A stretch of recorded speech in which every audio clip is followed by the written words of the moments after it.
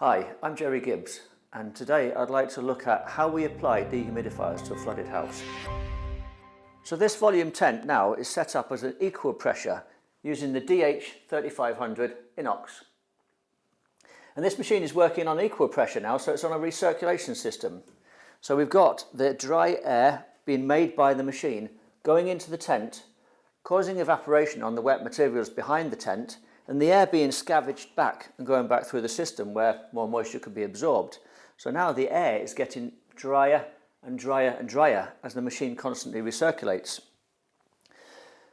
Obviously the machine incorporates the desiccant wheel, and it's got to drive the water out of the wheel, and that's being done as a recirculation system as well. Air is being taken from an unaffected area, air is being heated up, driven through the wheel, the water is evaporated off the wheel, and it's being driven out the other side and ducted into the unaffected area.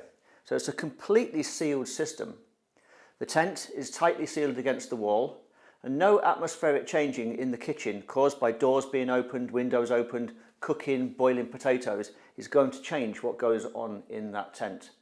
This dehumidifier is now completely dedicated to the wet materials behind there, and is possibly one of the most efficient drying regimes we could set up.